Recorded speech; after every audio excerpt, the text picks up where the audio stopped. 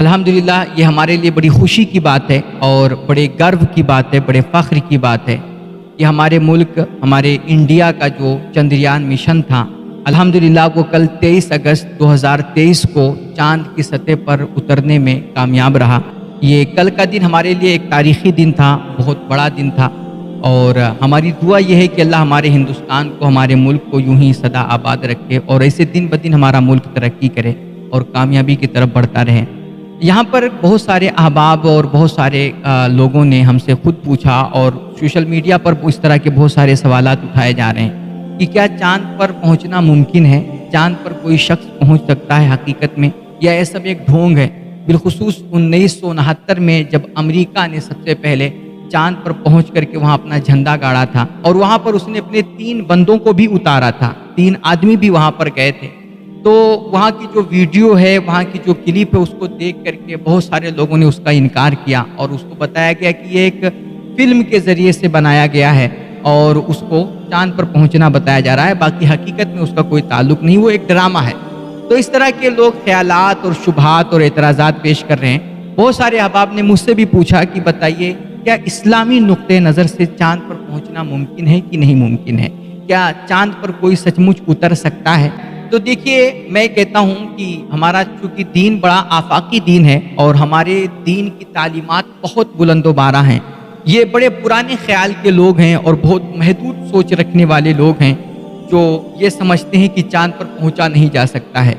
بعض لوگ یہ کہتے ہیں کہ چاند ہمارا بڑا مقدس دیوتا ہے، وہ بہت بلند ہے، بہت اونچا ہے، اس لیے وہ لوگ سوچتے ہیں کہ وہاں پر کوئی پہنچ نہیں سکتا ہے، ہمارے دیوتا تک رسائی یہ ممکن نہیں ہے۔ تو یہ بڑی محدود سوچ والے ہیں۔ ہمارا دین چونکہ آفاقی دین ہے، اس کی تعلیمات بہت بلند و بالا ہیں، اس لیے ہمارے قرآن نے صدیوں پہلے اس کا اعلان فرمایا تھا، وَسَخَّرَ لَكُمُ الشَّمْسَ وَالْقَمَرَ دَائِبِينَ۔ یہ سورہ ابراہیم کی آیت کریمہ ہے، جس میں اللہ کریم نے ہمیں بتایا تھا کہ دیکھو، دنیا چاند کو کچھ بھی سمجھے، کوئی چاہے دیوتا کہے، کوئی معبود کہے، کوئی خدا کہے، لیکن میں کہتا ہوں کہ یہ چاند اور سورج تمہاری خدمت کے لیے بنائے گئے ہیں اور یہ تمہارے لیے مسخر کر دیے گئے ہیں۔ مسخر ہونے کا مطلب جہاں یہ ہے کہ ہم ان کی روشنی سے اور ان کی گرمی سے مستفید ہوں گے، وہیں یہ بھی کوئی بعید نہیں کہ انسان چاند اور اس جیسے دیگر سیاروں پر اتر کر کے کمندیں ڈالے گا اور ان کی چھاتی اور ان کے سینے پہ سوار ہو کر کے وہاں کی چیزوں سے اور وہاں کی معدنیات وغیرہ سے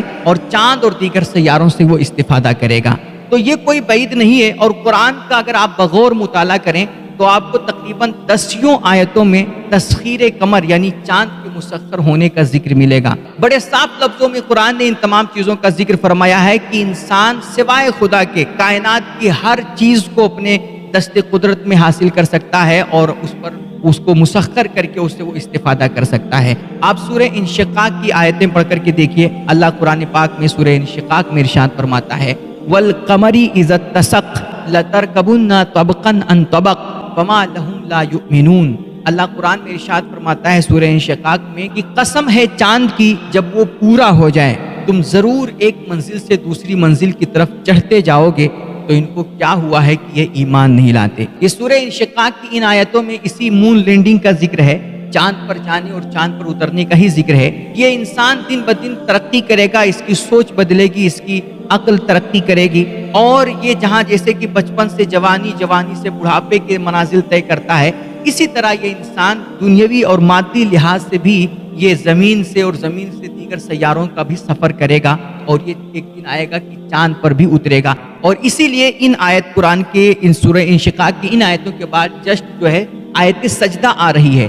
جس سے اللہ یہ بتا رہا ہے کہ جب تمہیں ایسی ترقی ملے، جب تمہیں ایسی کامیابی ملے، کیونکہ یہ چاند پر جانا اور مریخوں کا سفر کرنا اور دیگر سیاروں پر کمندیں ڈالنا یہ کوئی معمولی بات نہیں ہے، یہ اللہ کی خاص قدرت کی نشانی ہے، یہ اللہ کا معجزہ ہے کہ اس نے چھوٹی سی انسانی عقل میں اتنی صلاحیت اور اتنی قابلیت ودیت فرمائی ہے کہ انسان اپنی عقل کو ترقی دے کر کے اور تمام طرح کے جو ہے ٹیکنیکل چیزیں یوز کر کے، مشینیں بنا کر کے اور گاڑیاں تیار کر کے یہ ایک دن مریخوں پر پہنچے گا، چاند پر پہنچے گا، سیاروں پر پہنچے گا۔ تو جب تمہیں اللہ کی یہ قدرت ظاہر ہوتی ہوئی نظر آئے اور جب تمہیں کوئی ایسی نشانی دکھے تو تم فوراً وہاں پر سجدہ کرنا اور اللہ کا شکر بجا لانا، کیونکہ یہ کوئی معمولی چیز نہیں ہے، یہ خاص اللہ کی قدرت کی نشانی ہے۔ تو اللہ نے انسان کو یہ عقل عطا فرمائی، یہ شعور عطا فرمایا، اور اللہ نے انسان کو وہ صلاحیت بخشی، وہ قابلیت بخشی کہ اب یہ انسان